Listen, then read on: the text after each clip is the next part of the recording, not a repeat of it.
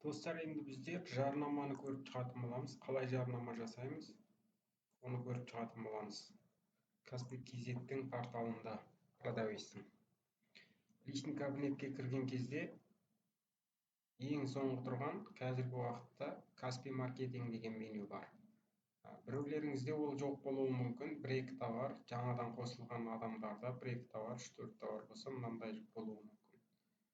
Басқаларда бар болады. Каспий маркетингға бір кнопканы басып қоямыз. Міне достар. Мына жерде біздерді бірінші акцияға лақтырады. Акциядан жоғары жағында реклама товаровқа өтеміз. Мына жерде біздің логиніміз тұрады. Бірінші рет кірсеңіз, логин создать етіп кіресіз. Міне реклама товарға өткен кезде міне біздің рекламамыз қай жерде тұрады. Мысалға, міне іздеген кезде бүйтіп бірінші шығарып береді екен. Категорияның бас жағына. Ноутбукты іздеген, міне бас жағында бұлай етіп шығарып береді. Достар, енді қалай жұмыс істейді бұл? Товарды таңдаймыз, реклама создать етеміз, группа создать етеміз, настройка жасаймыз. И мені көруге болады. Уже бірден іске түсіріп жіберіп, сатып алушылар уже іздеген кезде шыға береді. Біздер реклама настройка жасағаннан бастап уже. Бірден іске кірсеміз, начать рекламировать товарды басамыз, достар.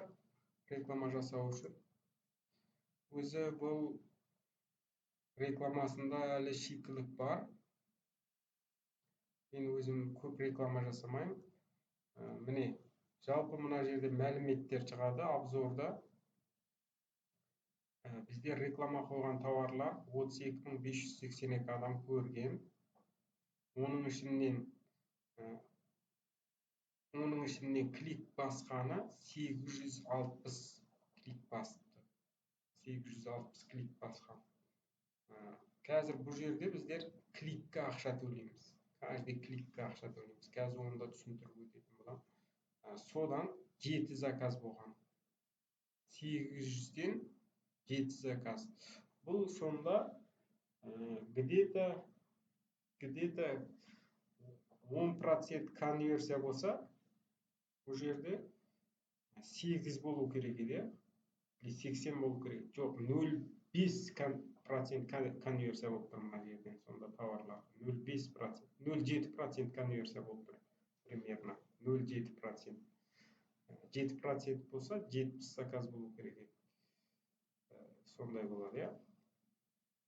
Енді мынау общий заказ берілген сумма мынадан. Бұл мынау бюджетке кеткен ақша. Осы заказды алғанша мынау ақша кетіпті. 119.930 теңге сауда жасағанша мына ақша кеткен. Ол бір аптаның ішінде.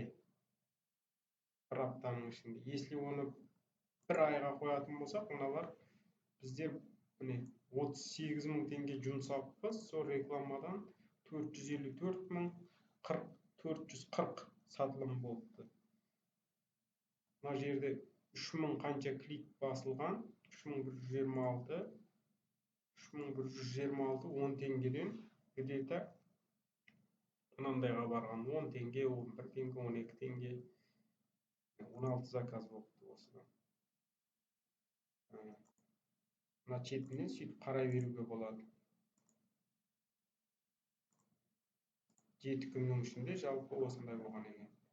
Енді біздер новыйдан компания создать етеміз, товарды жарнамалау үшін. Мой компанияны басамыз. Міне менің өшіріп қосып қойған нелерім, жарнамалар. Создать компанияны басамыз. Енді мына жерге компанияға ат береміз. Мысалға, қандай? Микрофон деп қояйық. Микрофондардың группасыны рекламировать етеміз ба? Өзіңізге түсінікті болу үшін. микрофон деп қойдым. Например, мына жерге нөмір беріп қоямын, өзіме түсінікті болу үшін.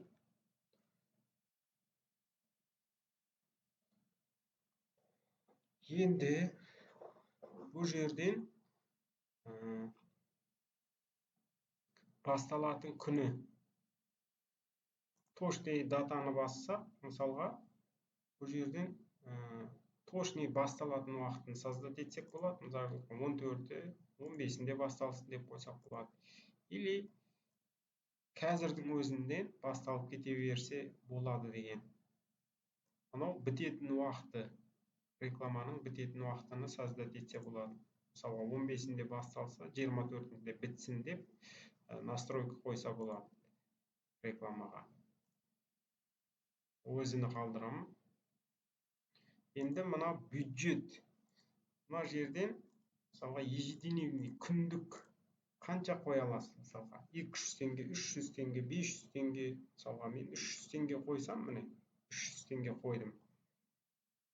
300 теңге қойдым. Ежедневный деген бұл. Күніне 300 теңге жұмсалсын деп настройка қойып жатырмын. Одан асып кетпейді уже. Тоқтайды сол 300 теңге болған кезде, достар. Енді мына жерде автоматический ставка деген, мысалға, автоматический ставка деген, қазір мынаны түсіндіріп өтейін бірінші.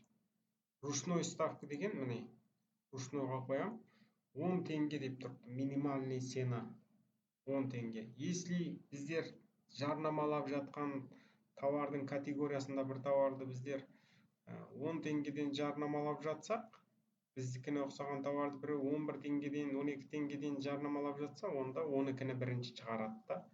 12-ні бірінші шығарады. Мысалға, осы товарды көрсек, мысалға, қазір соның категориясына өтейін. Категориясына өтемін осының. Осы жерде жарнама жасап жатқандар болуы мүмкін. Осыны басайық, осы категорияға популярныйда тұрған екен бұлар. Іздеген кезде біздерге мына жерден іздеген кезде шығарып береді оны. Чайниктардың есін.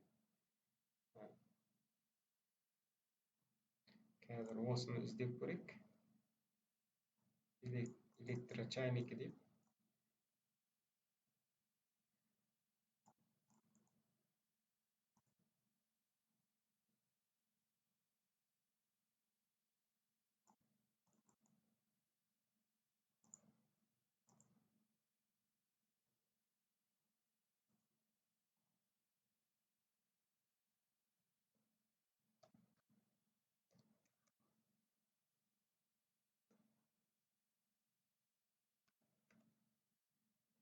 Міне, электрой чайники деп іздеймін.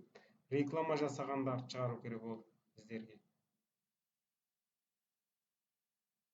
Міне, 1646 чайник табылды, және 138 страница бар екен.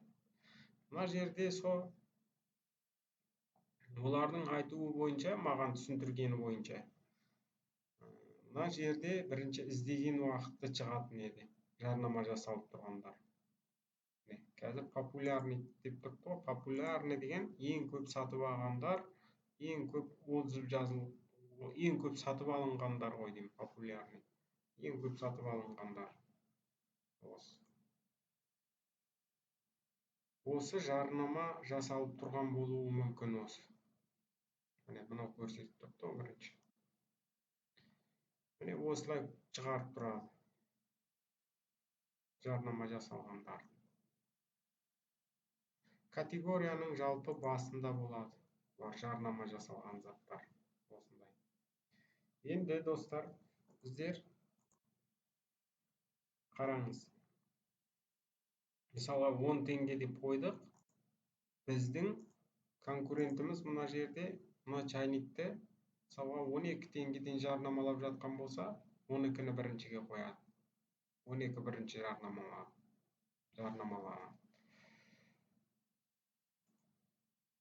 біздер мысалға 10 теңге ең минимальныйына қойып қойсақ та болады. Мысалы 10 теңгені қойдым мен. Былай істесек болады. Енді жаңағын түсіндіріп өтейін. Автоматический ставканы қойсақ, например, мынау клиентіміз, мына чайникті жарнамалап жатқан клиентіміз, достар. Мысалға 12 теңгеден беріп жатқан болса, книгына автоматический ставка деген 5% жоғары қояды. 5% жоғары қояды.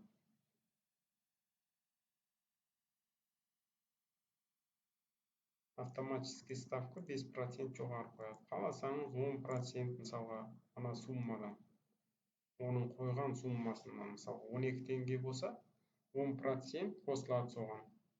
Жоғары көтеріп қояды.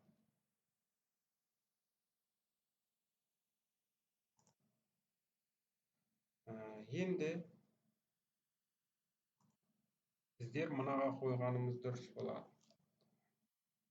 Неге? Өйткені біздің категориямызда ондай менің қойып жатқан мысалға категориямда ондай конкуренттер жоқ. Сол себепті мен өзімкіне ең минимальный ставканы қойып қойсам болады.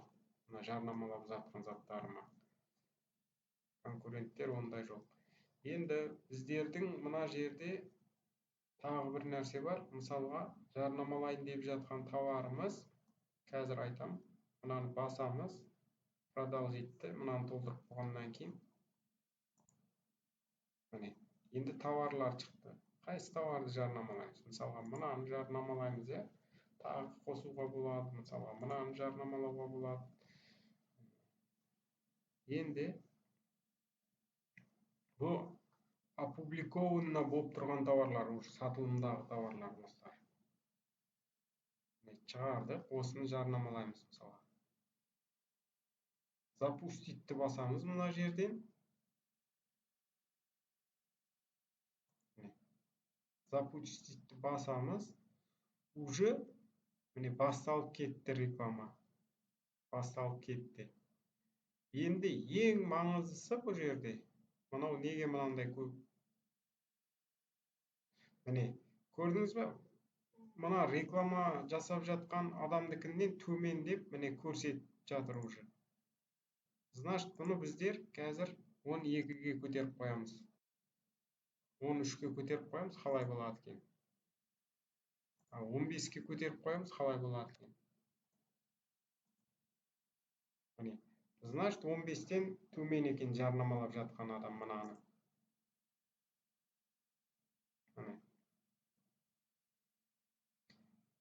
Мынандай жағдайларда жарнама жасап болмайды. Мысалға, мына конкурентімізбен біздердің сена төмен болатын болса, достар, конкурентімізден төмен болатын болса, біздер жарнамалағанның пайдасы жоқ, ақша кетіп қалады бекерге. Мына конкурентімізді жарнамалап қоямыз ол жағдайда.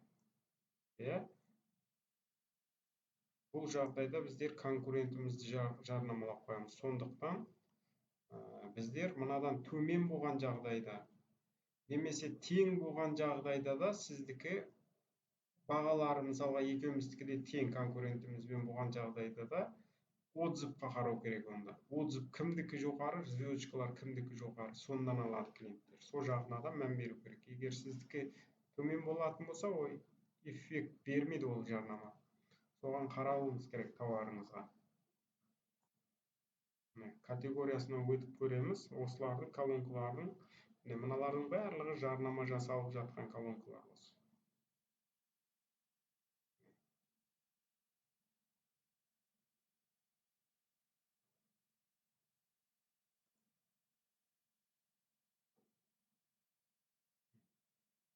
Біздердікі қаншаншыда тұрыпты мына жерде.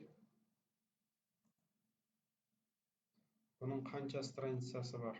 Іздеген уақытта ғана шығады страницасы. Қазір көрсетпей тұрыпты. Кете береміз бұнияға. Дәлше. Барлығы мыналардың міне жарнамалап қойған екен.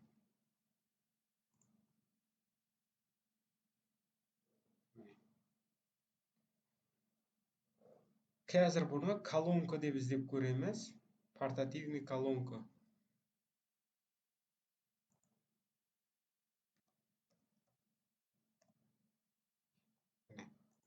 Колонки. Жарнамаланып жатқандар шығып жатыр. Біздердің моделіміз бойынша,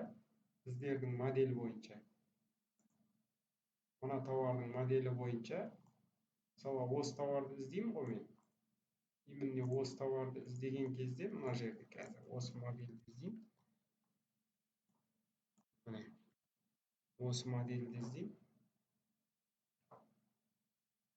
Міне, осы модельді іздеген уақытта мынаны шығарып тұр. Жарнама жасалып тұрған нені шығарып тұр, бірінші колонканы шығарып тұр. Егер мынаны жасағанымызда, мынаны шығаратын еді бірінші. Сол модель бойынша бірінші шығаратын еді осы. Жалпы осындай, бұлардың рекламасында әлі шикілік бар. Қымбат сатқың келсе, конкуренттің жанында болса, реклама жасап қымбат сата алмайсың. Конкуренттің жоғары тұрған болса, сенде сенаны түсірмегенше не болмайды, эффект болмайды, достар. Міне, жалпы осылай рекламаны өшіріп қойғың келсе, мына жерден басасың. Мынаны отключить қоясың рекламаны. Пока жарнамаламайтын болсақ, өшіріп қоюға болады осылай. Міне, мысалы, мынада полный жарнамалай беруге болады.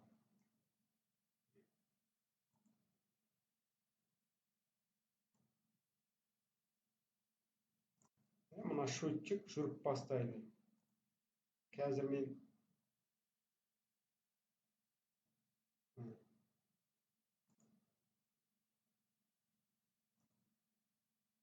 уже активный болып тұр. Мына счетчиктер қазір жүріп бастайды уже. Мына жерден настройка компанияны басса, мына группаның атын өзгертуге болады, полностью өшіріп қоюға болады уақытынша статусыны. Мына жерден датаны өзгертуге болады, дневный бюджетті өзгертуге болады, достар. Осындай. И мына жерден статистиканы қарап тұруға болады, жаңа басында айтқанымдай.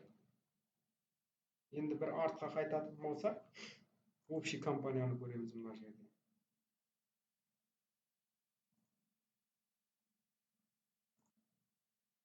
Не, қосылған компаниялар. Осындай көруге болады. Мына жерден создать етіп кете бересіз. Осымен жарнама сабағыны тоқтатамын, достар. Түсіндіңіздер деген үміттемін.